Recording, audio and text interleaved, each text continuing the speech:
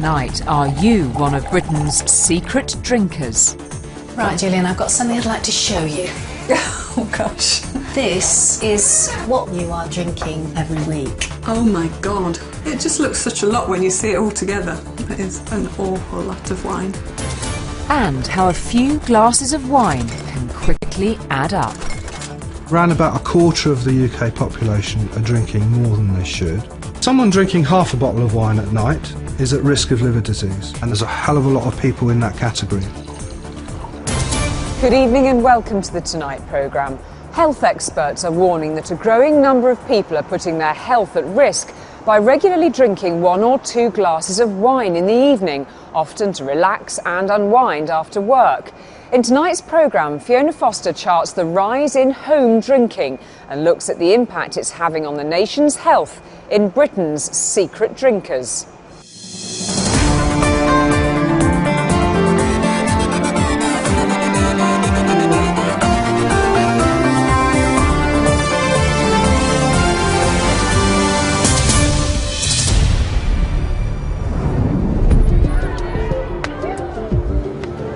Britain's binge drinking culture is the scourge of towns and cities across the country and a source of national shame. The government has spent millions trying to curb this sort of behaviour and reduce the strain it puts on both the police and the health service. This is Britain's big drink problem. Or is it? According to the experts, there's another drinking phenomenon that's developed in recent years, and one which has the potential to be even more damaging to our health. And that's the growing popularity of home drinking. According to a recent study, more and more people are drinking at home on a regular basis. In some cases, every night of the week.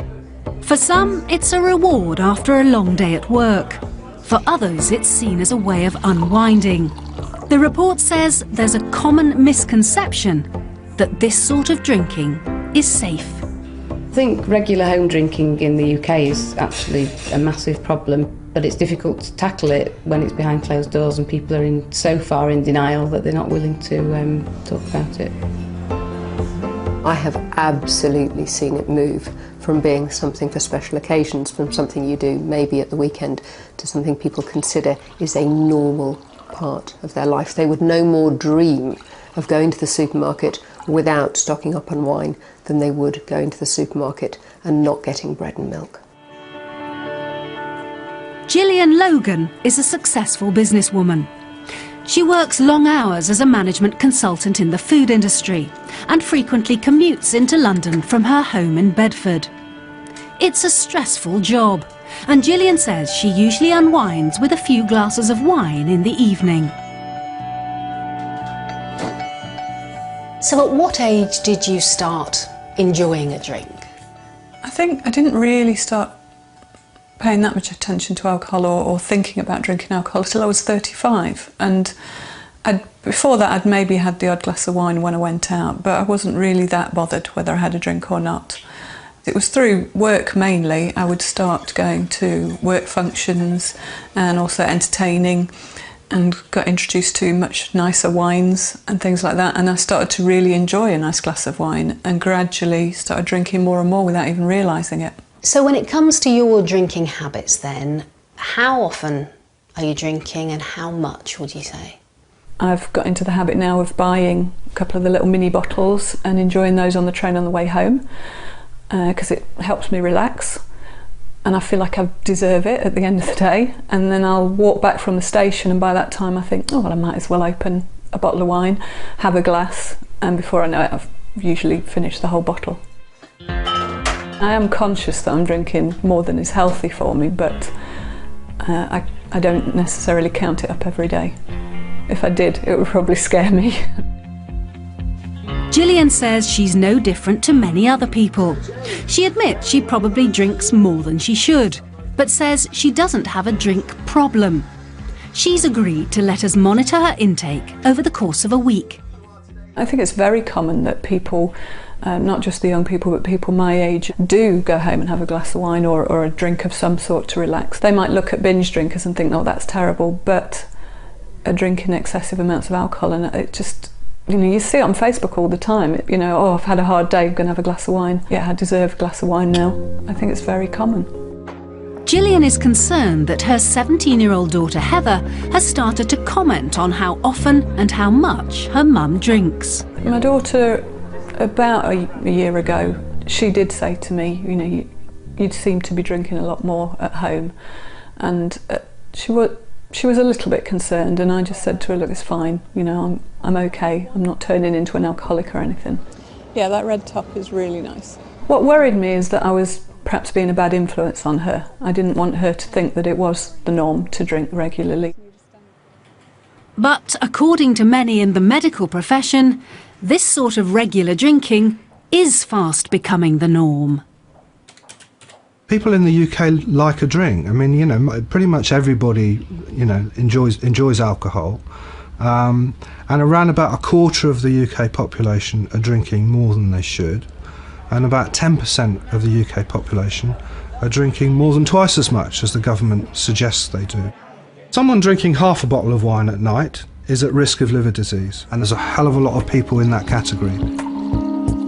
While thousands of pubs have closed in the last few years, drinking at home has become increasingly popular and now accounts for half of all alcohol sales in the UK. It's a trend that all began back in the 60s and 70s.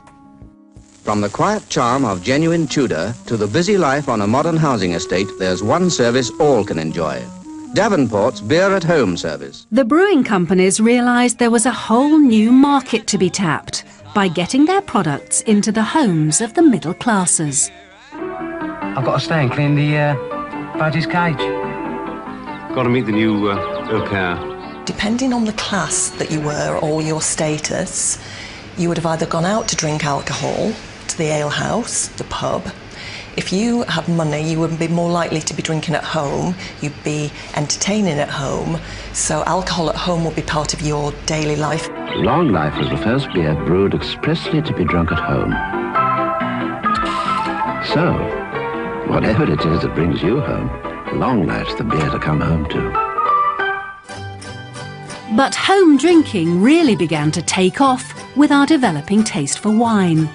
And that, according to alcohol historian Jane Payton, was all down to the popularity of foreign holidays. In the 1960s, we started going on package holidays. The price of holidays was reduced dramatically. People started getting passports and going overseas on these fairly cheap holidays, and most of them were going to sunny Spain. They were going to the Costas, where they were drinking sangria. It might have been the first experience they'd ever had of drinking wine, but they were drinking different things. And so suddenly their lives were opened up to a different possibility of alcohol, and they liked it. And it was fun. Coming home, they wanted to recreate that happiness of the holiday, so people started to drink wine. Adverts like this showed how drinking at home had become something that was considered sophisticated, even aspirational. Were you truly wafted here from paradise? No, Luton Airport.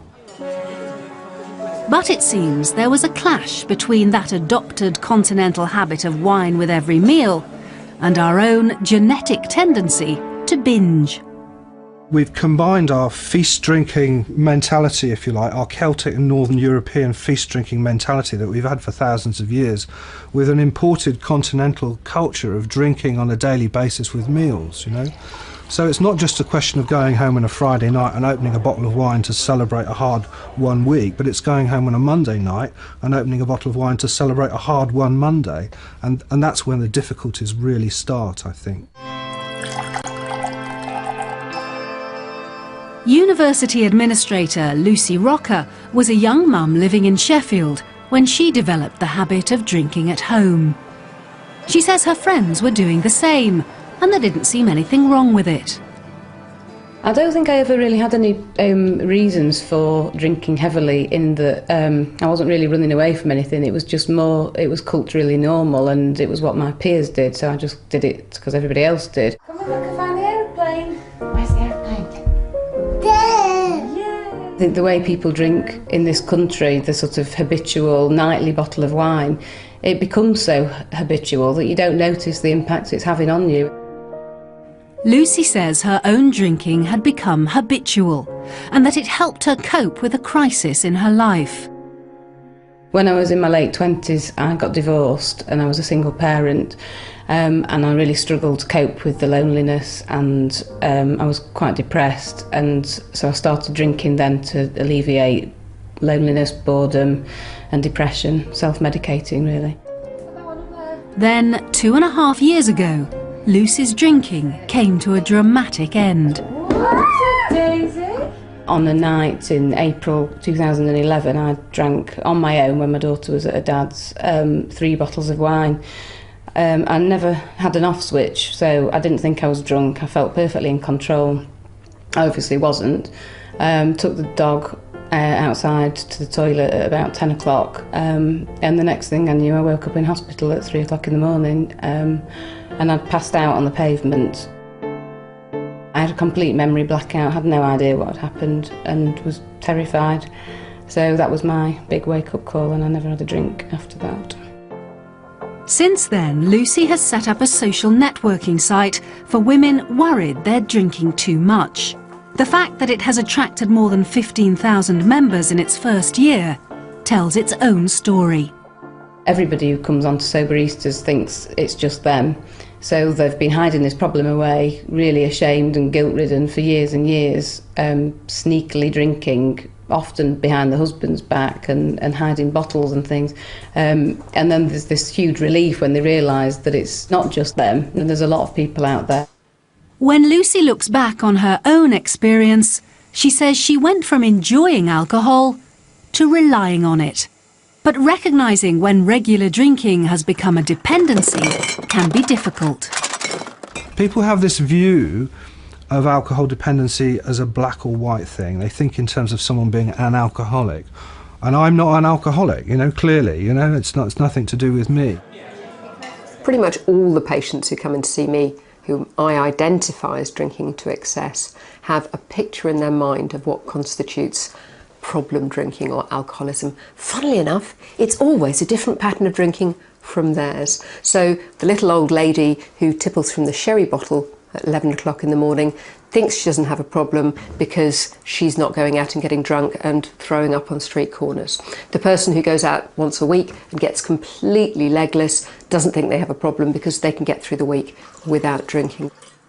Lots of people are on the spectrum of dependency without recognising it.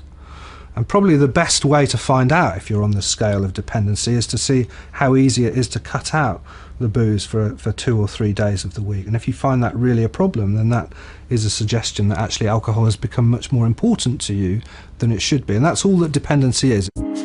In a survey commissioned by Tonight, NetMums has questioned more than 1,700 parents about their drinking habits. Of those who drank, 80% said they did so at home. 1 in 5 said they had a drink 3 or 4 times a week. 1 in 20 said they drank pretty much every day. Back with businesswoman Jillian, we've been keeping an eye on her unit consumption for the past week. Remember, the recommended intake is no more than 21 units a week for a man and 14 for a woman. So how much has Jillian been getting through? Right, Jillian, I've got something I'd like to show you. Oh gosh. Okay. This is what you are drinking every week. Oh, wow.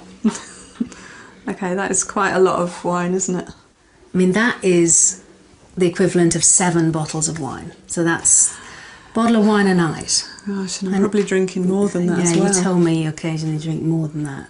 And can you guess how many units of alcohol there are in that lot? I know that that's got to be about 70 units of alcohol, and that's way over. Recommended for a woman, maximum a week, I think, is 14. So you're drinking kind of more than that a night, really. Yeah. Oh my gosh. You seem genuinely surprised by it. It just looks such a lot when you see it all together. And I also think, why am I not 20 stone when I'm drinking this much wine? Funny you should mention that, because in this, there's approximately 4,500 calories. Oh my God, that is a lot of calories. That's almost enough to put me off, just Really? that alone. 4,500 calories is more than 2 days' worth of intake for the average woman. So all this will be having an impact on Jillian's weight. But what are those units doing to her health? She agrees to undergo liver tests in order to find out. And we'll see how she gets on later. Now, Jillian isn't alone here. It seems that one of the biggest problems with home drinking is that it's hard to keep track of exactly how much you're consuming. Back in the 80s, it all seemed very simple. A glass of wine was a unit, a pint of beer, 2. But since then, 2 things have changed. Some drinks have got stronger, and as far as wine goes, measures have got bigger. Back in the 70s, most popular wine brands averaged 9% alcohol content. Today, most are between 12 and 14%. This is the old-style wine measure, 125 millilitres. And this is the large wine glass commonly in use today, 250 millilitres, exactly double. Combine that with a stronger alcohol content and what you're looking at is not 1 unit of alcohol, but 3. And that trend towards stronger wines seems set to continue, with New World producers in particular striving to sell us a much higher alcohol content. Look at places like Argentina, for example, where in some instances I feel that quality is just automatically associated with alcoholic strength. It's the sort of Spinal Tap, turn it up to 11 routine. And so you get wines that are 15%, they're just massive, big powerhouses. I think there is a move towards actually people looking for something that is a little bit lighter. They do pay attention to the alcoholic content, there's no question. There are also those, of course, who come in and look for the heaviest and most alcoholic thing we've got. As a nation, we spend £30 billion a year on alcoholic drinks. But when you compare what's sold to what we say we drink, over 40% of Britain's booze simply goes missing. And researchers are convinced that's because either we don't know, or we don't want to know, exactly what we're drinking. So what did your research show? Well, we were interested in this discrepancy between what people say they drink and what's actually sold. And if we take the missing units into account, among those who drank in the last week, we would see 80% of women and 75% of men drinking above the government's recommended daily limits. Why do you think people do underreport what they drink to such an extent? There is a social desirability. You don't want to say that you drink a lot. You think the research is going to judge you or something like that. But the 2 most important ones, I think, are probably just the idea of recall and remembering what you've actually had to drink, and also this kind of understanding of how much alcohol is actually in drinks, how big is a glass of wine and things like that. The thing in the corner was for. Gillian now knows the truth about her alcohol consumption. But what effect, if any, is it having on her health? Liver disease develops completely silently, there are no symptoms, the liver has no pain fibres in it, there's just absolutely no way of knowing that you would be developing liver disease. She arrives at the London Bridge Hospital for blood tests and a liver scan. The results will be analysed by one of the country's top liver specialists. Yeah, we're going to do a quick blood test, yeah? That's all right. What are your feelings about doing the test today? Well, the tests I'm not nervous about, but the results, yeah, I'm conscious that I may be doing damage to myself, that I'm probably drinking more than is healthy, and so I think it's a good time to find out.